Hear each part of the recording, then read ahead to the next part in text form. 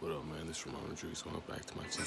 So we can be reacting to what happens if you're withdrawal and cravings. For adults, hold on. What happens when you spend weeks, even months in solitary? Let's check it out. For educating purpose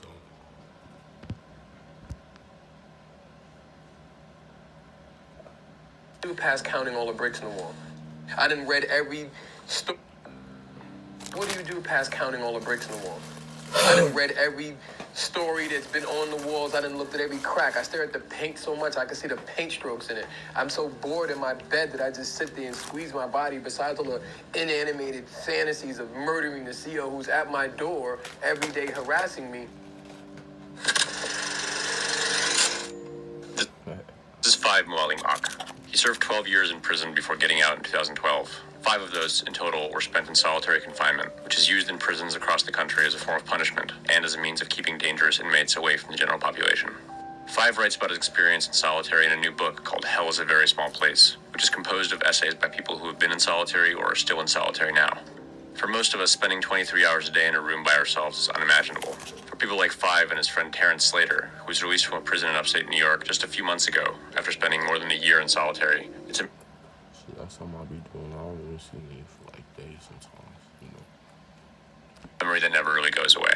If you sit in your cell and you worried about the time, you're going to lose your mind in there. Because then you start thinking about what this person's doing. How's your family? How's your daughter? And you can't help but think about it. But you try to limit the amount of time that you focus on that by doing all these different things, puzzles, all type of stuff in there. Get soap, start making figurines out of the soap.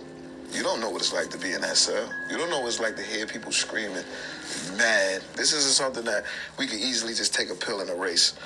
Often, I have dreams of officers coming in my cell. 2 major things happen in solitary. 1, sensory deprivation, right? Where you have no sound, where you have sight, where you have limited abilities to run and articulate your brain. There's also another thing, which is human validation, which plays a big part. Imagine being in your cell and the only person who can give you toilet tissue, bread, water, food, medical services, everything that you need down to a shower. Imagine those services and those things done by somebody who's trained to ignore you. Does it feel different a year in than it felt at the beginning? Does it feel... Your body's deteriorated. Your facial hair annoys you. You don't know what your face looks like. You get so tired of talking to yourself, you start talking in your head. Solitary is strategically set up so that human beings trapped in cages next to other human beings can't have a system of communication. Absolutely. Every cell is not diagonally across from each other. It's on an angle. In order for you... I don't like shit what I be doing, man. I used to be talking to myself and I feel crazy. So I talk to myself in my head.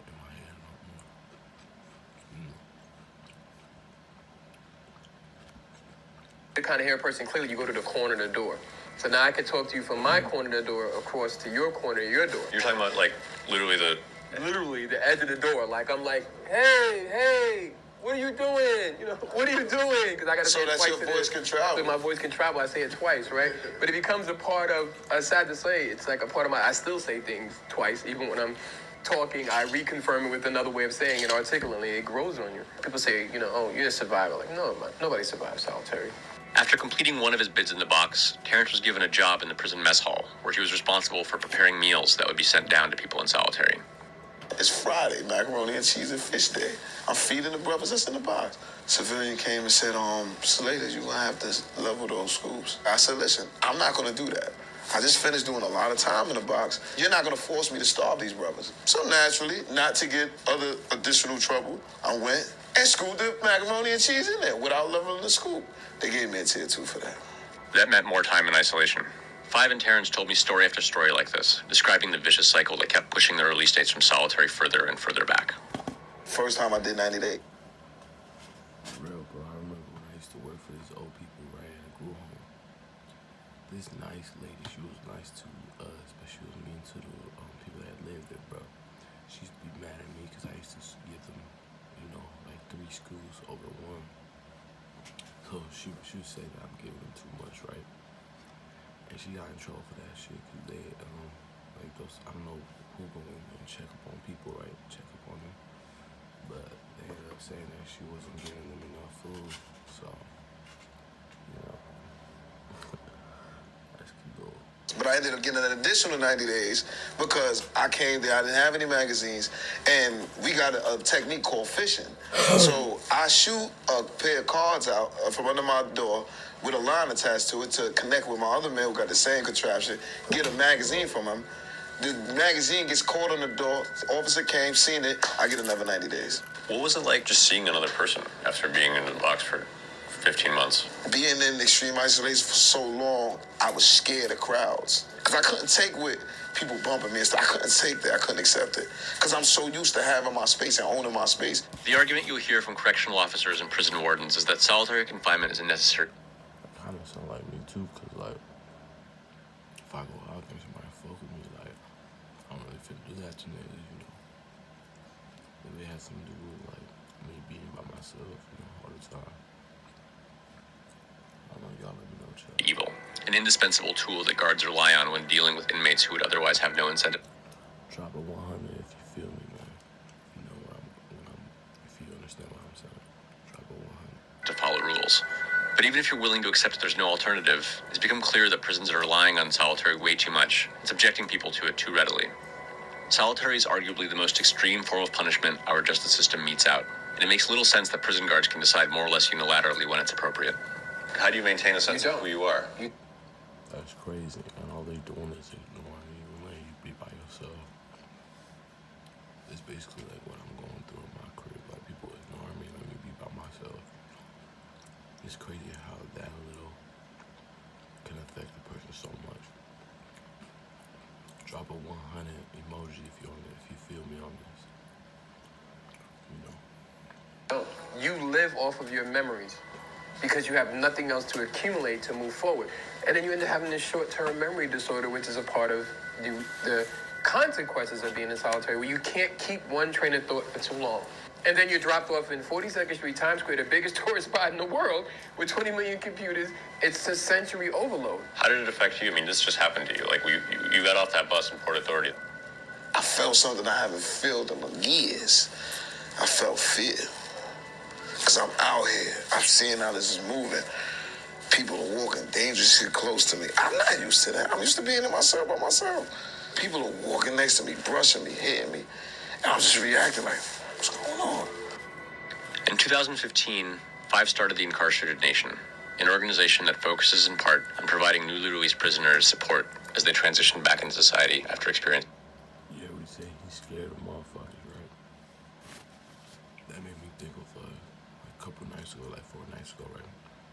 I was walking home and shit, you know, because I don't got a car and shit like that. It was like 3 o'clock in the night. Just doing all black, you know what I'm saying? Came out of the motel room and was walking side by side next to me on a highway, going nowhere, you know what I'm saying? Like just the straight Corvette, like nowhere, bro. That motherfucker was right beside me. Ain't no telling what he was thinking, what he wanted to say to me, man. The streets is unpredictable, bro.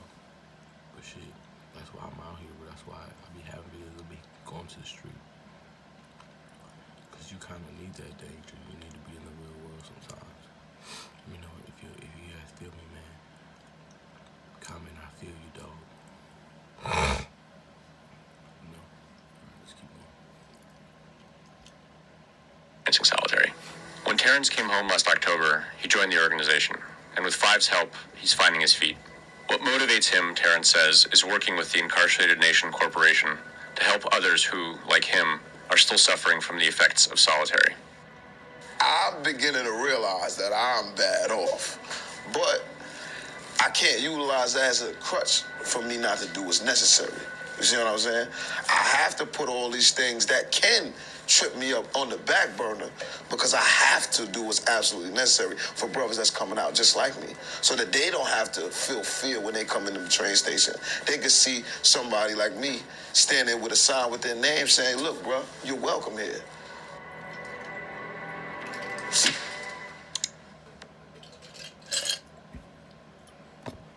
I guess that's, at the end of the day, we just don't feel welcome. That's how you end the video. Alright, man, I'm finna end the video right here, too. Be sure to like, share, and subscribe. Comment your favorite part of the video. Tap that notification bell. Turn your notifications on, man. If you want to donate my channel, CashApp gonna be in the bottom of the description. If you want to follow me on social media, Instagram gonna be in the bottom of the description. Alright, man, stay tuned, man. We're gonna have big things coming up on this channel, alright? We ain't gonna get off until we get a W on Fortnite on the trio, so stay tuned for that, man. Alright, man, tomorrow we finna be going to the studio because I got a recorded 6-hour song that I made.